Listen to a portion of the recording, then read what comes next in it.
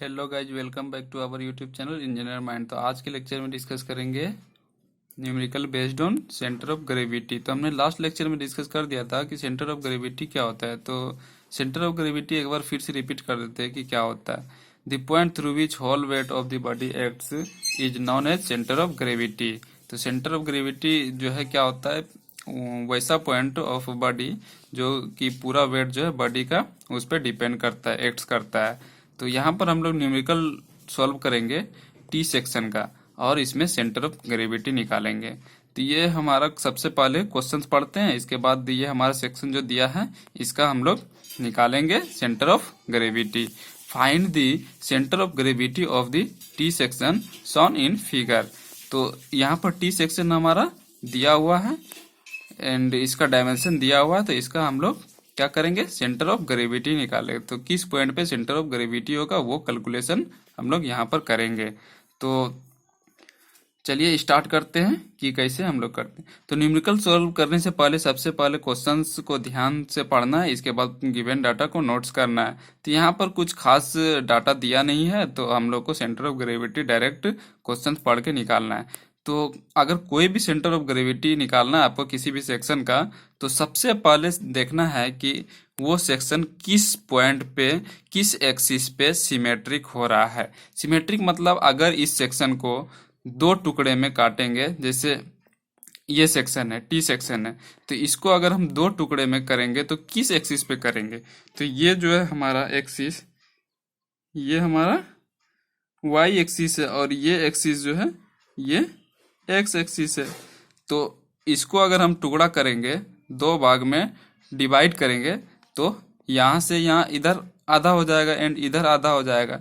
तो numerical solve करने से पहले देखना है कि किस सेक्शन पे, किस एक्सिस पे सेक्शन जो है वो सिमेट्रिक हो रहा है। अगर हम इसको यहाँ एक्स एक्सिस पे कट करते हैं तो ये वाला पार्ट बड़ा हो जाएगा, ये वाला पार्ट छोटा हो जाएगा, तो ये हमारा सिमेट्रिक सेक्शन नहीं होगा।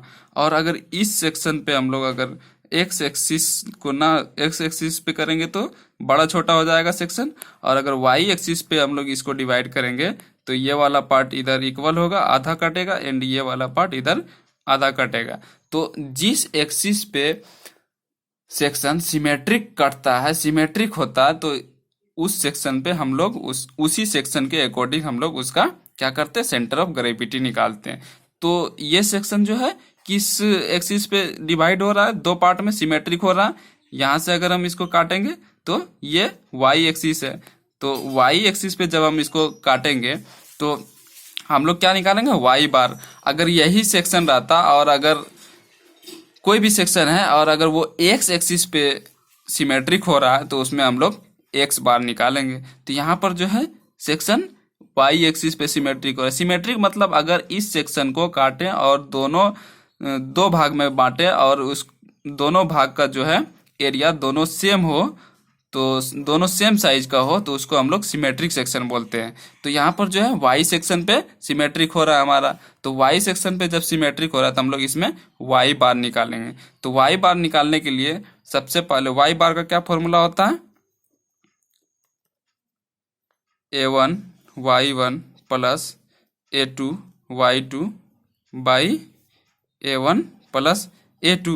A1 क्या है, एरिया, Y1 क्या है, distance of centre of gravity कोई भी सेक्शन का, या तो इसको हम लोग सेक्शन 1 मान लिए, इसको सेक्शन 2 मान लिए।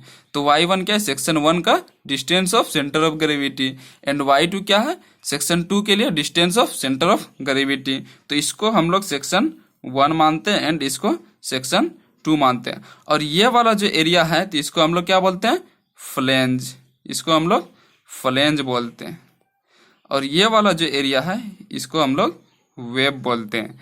तो चलिए अब स्टार्ट करते हैं हम न्यूमेरिकल सॉल्व करना। तो सबसे पहले हमको क्या करना है, एरिया निकालना है। तो area of section 1, area of section 1, section 1 का एरिया क्या होगा, इसको हम लोग लिए हैं 10 into 3 30, 10 into 3 30 centimetre square, 30 centimetre square. And इस सेक्शन के लिए निकालेंगे इसके बाद एरिया, तो इसको हम लोग A1 लेंगे, A1 is equal to, and section 2 के लिए, सेक्शन 2 में क्या है, सेक्शन 2 का विड्थ, तो एरिया 2 निकालेंगे, तो 12 इंटू 3 तो 36 सेंटीमीटर स्क्वायर। एंड अब क्या करना है हमको, y1 एंड y2 निकालना है। तो y1 क्या है सेक्शन 1 के लिए, तो y1 जो लेते हैं हम लोग distance of centre of gravity, तो रेक्टेंगल का क्या होगा y1 d/2 distance of centre of gravity y1, तो यहाँ से यहाँ तक y1 is equal to d/2, तो इसका लेंथ कितना है 10, तो 10/2 इज इक्वल टू 5। y1 ये वाला यहाँ से यहाँ तक, तो रेक्टेंगल का क्या होता है distance of centre of gravity d/2, centroid d/2। हम लोग पढ़े थे जब सेंट्रॉइड पढ़ रहे थे या सेंटर ऑफ ग्रेविटी पढ़ रहे थे कि रेक्टेंगल का जो है उसके मिडिल पॉइंट पे होता है, जहाँ पर उसका डायगोनल मैच करता है, रेक्टेंगल हो या स्क्वायर हो, तो उसका जहाँ पर डायगोनल मैच करता है, तो d/2 होगा, तो 10/2। एंड y2 सेक्शन 2 के लिए, तो सेक्शन 2 के लिए क्या होगा distance of centre of gravity इस पॉइंट से बॉटम से, हम लोग क्या करते हैं distance of centre of gravity bottom से लेते हैं, तो यहाँ से यहाँ तक का, तो क्या हो जाएगा 10 अब प्लस 3/2, इसका आधा 10 अब plus 3/2। Distance of centre of gravity मतलब इसका सेंटर लेना है और नीचे का पूरा पोर्शन लेना है, 10 प्लस 3/2, तो क्या हो जाएगा 11.5। ये सारा जो है डायमेंशन वो सेंटीमीटर में है।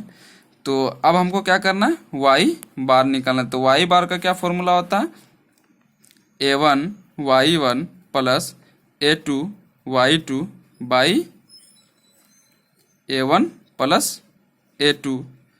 तो यहाँ पर हम y बार इसलिए निकाले क्योंकि हमारा जो है सेक्शन y एक्सिस पे सिमेट्रिक हो रहा है, और अगर सिमेट्रिकल सेक्शन है तो उसमें हम लोग y बार निकालते हैं, और अगर अनसिमेट्रिकल सेक्शन रहेगा तो उसमें y बार एंड x बार दोनों निकालेंगे।